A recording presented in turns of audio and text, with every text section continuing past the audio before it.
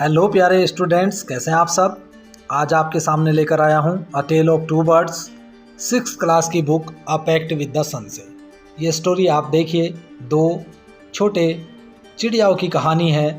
किस प्रकार से एक जंगल में एक मादा चिड़िया अपने दो बच्चों के साथ रहती थी। एक दिन तूफान आया, बारिश होने लगी, बिजली कड़कने लगी और जिस वृक्ष पर इस छोटी चिड़िया का घोंसला था, जहाँ पर इसके नवजात बच्चे थे, वह वृक्ष तेज हवा के कारण जमीन पर गिर गया। तेज हवा के कारण चिड़िया जमीन पर आ गिरी और उसकी मौत हो गई। और जो चिड़िया के बच्चे थे, हवा उनको उड़ाकर दूर ले गई। ये दोनों बच्चे अलग अलग जगहों पर जाकर गिर पड़े। एक बच्चा एक गुफा के सामने जाकर गिरा और दूसरा बच्चा एक ऋषि के आश्रम के सामने जाकर गिर गया। तो दोस्तों, क्या होता है इस कहानी में, इसमें जो सीख मिलेगी वो यह मिलेगी कि किस प्रकार से मनुष्य पर, पक्षियों पर, पशुओं पर संगति का असर पड़ता है। यह ब्यूटीफुल स्टोरी आज मैं आपके सामने इस वीडियो के माध्यम से रखने वाला हूँ, जिसमें बताया जाएगा कि किस प्रकार से एक राजा शिकार खेलने के लिए जंगल में जाता है और शाम तक वह अपने सैनिकों से बिछड़कर किस प्रकार से थक हार कर गुफा के सामने आराम करने के लिए पहुँच जाता है, जहाँ पर पेड़ पर बैठा हुआ वो चिड़िया चिल्लाकर कहती है कि राजा को लूट लो, इसके सामान को लूट लो, जो सामान इसके पास है वो सब कुछ लूट लो। ठीक है। और जब राजा डरकर वहाँ से अपने घोड़े पर सवार होकर आगे बढ़ जाता है, फिर वह ऋषि के आश्रम पर पहुँचता है तो वहाँ पर उसे ऐसी ही चिड़िया दिखाई देती है जो कहती है कि तुम्हारा अभिनंदन है, तुम्हारा स्वागत है, आइए आश्रम में आइए और अंदर जाकर ठंडा पानी पीजिए, विश्राम कीजिए। तो राजा ये सोच में पड़ जाता है कि यह भी हूबहू वैसी ही चिड़िया है जैसी चिड़िया उसने उस गुफा के सामने देखी थी। तो राजा असमंजस में पड़ जाता है कि दोनों चिड़िया देखने में एक जैसी हैं, लेकिन दोनों का व्यवहार अलग अलग क्यों है। थोड़ी देर में वहाँ पर आश्रम में वो ऋषि पहुँच जाते हैं और राजा जो असमंजस में होता है वह ऋषि से अपनी पूरी बात कहता है। तो ऋषि उसे बताते हैं कि आप मेरे साथ अंदर चलिए, भोजन कीजिए। भोजन करने के बाद ऋषि राजा को बताते हैं कि दोनों चिड़िया के बच्चे एक जैसे हैं, एक जैसी उम्र के हैं, लेकिन दोनों की संगति अलग अलग रही है। एक चोरों के गिरोह के पास रहा है और दूसरा एक ऋषि के आश्रम में रहा है। तो पहले वाला जो चोरों के गिरोह के साथ रहा है वह चोर जैसा बन गया है और जो ऋषि के आश्रम में रहा है वह ऋषि मुनियों की तरह, साधुओं की तरह मीठा बोलने वाला, मृदुभाषी और सरल स्वभाव का, सच बोलने वाला पक्षी बन गया है। तो ये कहानी हमें बताएगी, हमें सीख देगी किस प्रकार से हमारे जीवन में संगति का असर पड़ता है और संगति से ही मनुष्य अच्छा या बुरा बनता है। तो इस वीडियो के माध्यम से हम आपको ये सब बताने वाले हैं। डिटेल में पूरे चैप्टर को आपको बताएंगे, पूरी स्टोरी को समझाएंगे, लेकिन उससे पहले हम आपसे गुजारिश करेंगे कि जो लोग हमारे चैनल पर नए हैं वो चैनल को ज़रूर सब्सक्राइब कर लें।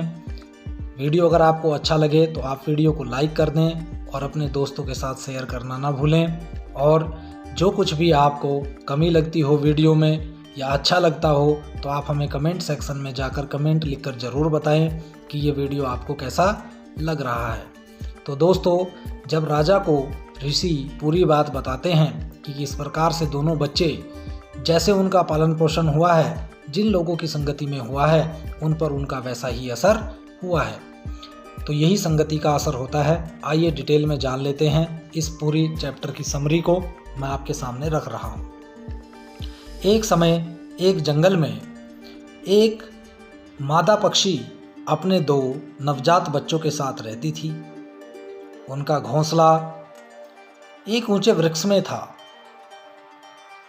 एक दिन तेज तूफान आया और उस ऊंचे वृक्ष को तूफान ने जड़ से उखाड़कर भूमि पर गिरा दिया। ठीक है दोस्तों, मैंने जैसे प्रस्तावना में आपको बताया है, तो शुरू कर देते हैं इस स्टोरी को। आप भी देखिए कि किस प्रकार से इस ऊंचे वृक्ष पर इस मादा पक्षी का घोंसला है जिसमें दो बच्चे बैठे हुए हैं। ये तो आप चित्र में देख ही पा रहे हैं, वीडियो में देख पा रहे हैं। ये कहानी आपके हिसाब से बहुत अच्छी है और बहुत ही अच्छी कहानी रखी भी गई है। अब आप समझिए, देखिए किस प्रकार से तेज़ तूफान आता है, वर्षा होती है। तेज़ तूफान के कारण यह वृक्ष जड़ से उखड़कर भूमि पर गिर जाता है। दुर्भाग्य से जो मादा पक्षी है वह मारी जाती है, उसकी मृत्यु हो जाती है। तेज आंधी छोटे पक्षियों को उड़ाकर दूर ले जाती है। उनमें से एक किसी गुफा के पास जाकर गिर जाता है। तो जैसा मैं आपको वीडियो में दिखाने वाला हूँ, मैंने पूरी स्टोरी को उसी तरीके से बनाया है। देखिए, गिरोह होता है वहाँ पर, चोरों का, लुटेरों का एक गिरोह होता है जिसके सामने जाकर एक पक्षी गिर जाता है और उनमें से दूसरा एक पक्षी एक ऋषि के आश्रम के सामने जाकर गिर जाता है। ठीक है, दोनों थोड़ी ही दूरी पर होते हैं, अगल बगल ही होते हैं। इस प्रकार से दोनों पक्षी अलग हो गए। पहले पक्षी ने चोरों की गुफा के पास एक पेड़ पर अपना घर बनाया।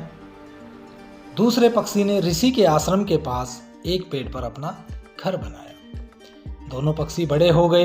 एक दिन राजा हिरण का पीछा करते वहां आ पहुंचा। वह पीछा करते करते अपने सैनिकों से बिछड़ गया और बहुत अधिक थका हुआ था। वह अपने घोड़े से उतरा।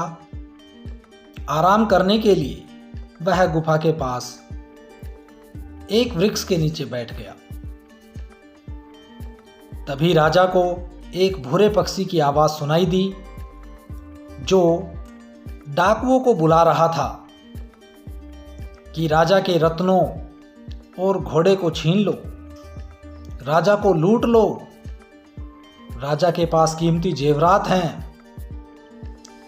राजा बहुत भयभीत होकर अपने घोड़े पर सवार होकर वहां से चला गया। जैसा कि आप वीडियो में देख पा रहे हैं, देखिए पक्षी किस प्रकार से राजा को देखकर डाकुओं को बुला रहा है और कह रहा है कि राजा को लूट लो, राजा के पास जेवरात हैं, धन है, इसको लूट लो, जल्दी आ जाओ, बार बार बुला रहा है। तो ये सब सुनकर राजा भयभीत हो गया और डर कर राजा वहाँ से अपने घोड़े पर सवार होकर चला गया। ठीक है, इतनी कहानी आपको समझ में आई? आपको कैसी लग रही है ये कहानी? ठीक है, आगे बढ़ते हैं। राजा ऋषि के आश्रम पर पहुंच गया। वहां वह एक वृक्ष के नीचे बैठ गया।